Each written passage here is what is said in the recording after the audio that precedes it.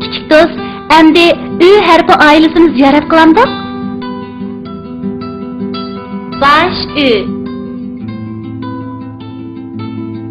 yolg'iz uy, oyoq uy,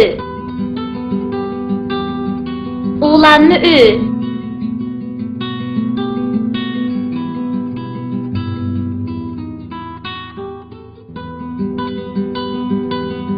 üzüm yedi iş bala, üzümü yedi töt bala, qosaqları g'oldurlab, voy qosaq deb voy jallab, yetti bala yetmoqda.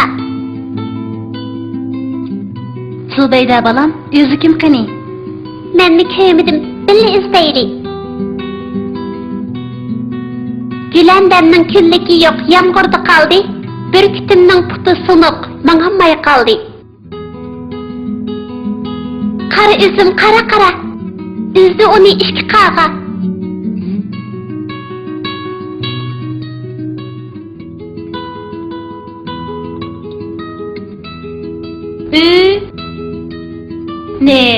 Ün üz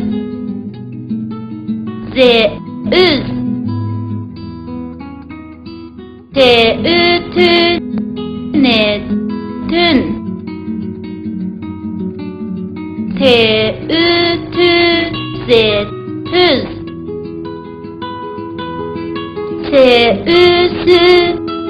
süt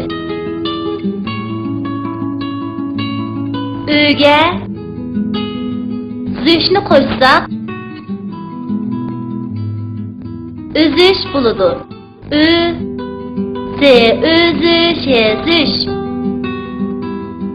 Üzüş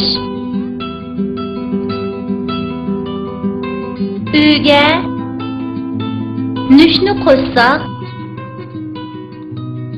ünüş buludu.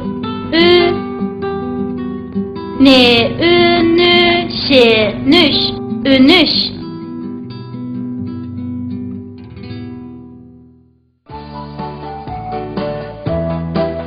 Üç kız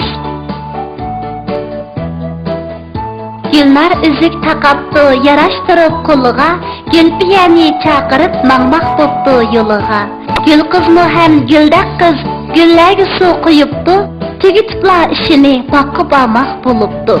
Üç kız baqa beriptu, bağda üzüm üzüptu, Mervay tek faqırap üzümlerini bir-birlep ligellerge tiziptu.